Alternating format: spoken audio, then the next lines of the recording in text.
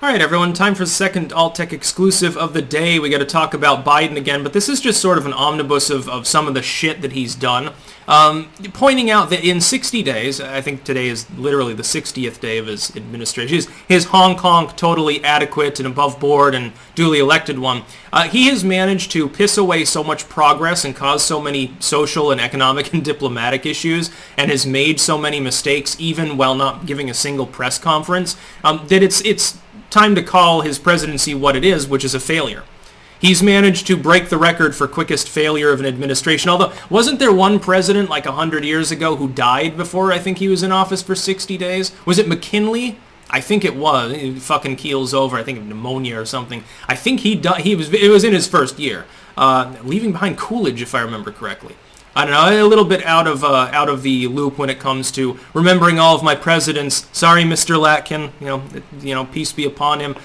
He would be very upset indeed, because I took AP US history, of course. Anyway, the first 60 days of Biden's administration basically suck. I'm scratching my head. I can't think of a single actual accomplishment that he's made. He's managed to erase women, ensuring that, perverted men will be able to use the locker room. I'm sure that that'll go over really well with his female voters. It's time to punish the fucking Democrats for the woke shit, for the woke retardation. Anyway, that's number one. Has brought back the ACA mandate, so you have a new tax on the poor.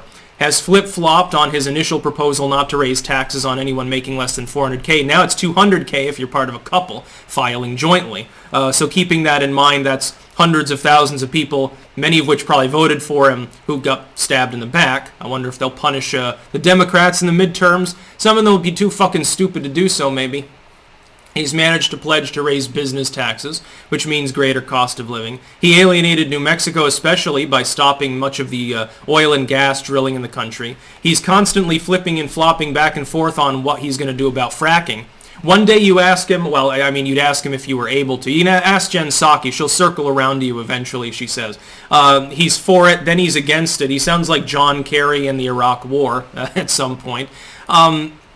Name a good thing that he's fucking done. And then all of the mistakes that he's made. Fucking referring to Kamala as president, tripping up the stairs, forgetting where he is, basically. He's just a complete, abysmal, out-to-lunch, demented, goddamn retarded failure. There are still people that support him.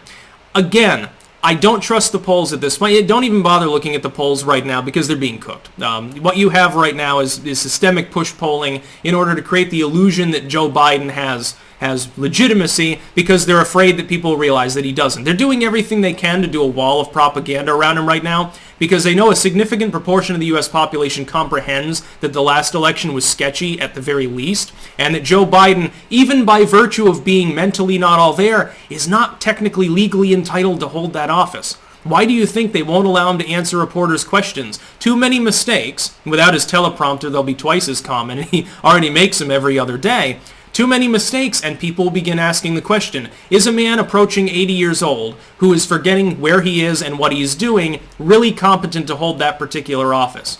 The unfortunate answer will be no, and you'll hear a chorus of Democrats saying, hey, can we just have President Kamala, which is their goal anyway. They want the first female BIPOC president or whatever. That's what they want. They want to get her in there. They realize that they can't get a female president elected because they have to run on a single issue platform if I have a pussy. And so they're settling for the next best thing, which is jerry-rigging one in, using Joe Biden as an unfortunate steward scapegoat.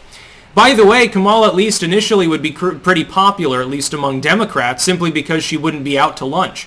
She still has problems communicating well. She's not a good debater. She's not a good communicator in general. She'd be a pawn, just so we're aware, just like Biden is. But she's not demented, so there's that. She's not completely out to... She doesn't call people fat or challenge in their push-up contests. Hell, Biden was a failure the day he got elected, basically. Again, when you have the kind of propaganda that we're seeing right now, first and foremost against Trump and secondly for Biden, doesn't that sort of show you where the billionaire class really has hedged their bets? It's interesting because a lot of the leftist people, self-proclaimed fucking Marxists and shit, well, hold your nose and vote for Biden because he's better than Trump. That makes no sense, dude. Like, no fucking reasonable sense at all. And anyway, Biden, it's not even sure half the things that he's going to do on a day-to-day basis. All he does is legislate by executive action and have Jen Psaki cover for his ass. It's already a do-something presidency, at least, but the things that he's doing all suck. Then you've got the migrant crisis, or the illegal immigrant crisis. At the border's been overrun, to the point where some Democrats are like, hey, we need to do something about this. You get Democrats proposing blanket amnesty and stupid shit like that, and Biden, as the typical milquetoast moderate that he is, by the way, has gone back on basically everything that he promised. He's like, well, 8 years from now, you might be able to get conditional residency if you're a dreamer now. Well, that'll really solve the problem. 8 years from now is quite a while. I'll be middle-aged at that point. Maybe we could solve it now. Maybe you could free that money back up, build the rest of the wall, and make it clear to people, if you come here, we're going to deport you. Maybe we can go back to some degree of sanity, some semblance of order at the southern border. Maybe we could not cancel Keystone, killing tens of thousands of future jobs. Maybe we could allow exploratory gas and oil drilling to drive the cost of energy down to help the economy during a recession. Maybe we could not encourage states to keep things locked down forever so we can get back to normal. Dude, case, by the way, and on COVID, I love it when people are like, well, Biden is doing such a great job. Look at all the vaccinations. Dude, case totals are soaring across the world. The lockdowns, again, have nothing to do with it. Most of the nations that are seeing lots of new cases are still locked down. Interesting how that works. The masks don't work. Washing your hands does very little. It's something. You should wash your hands anyway. It's just grody not to.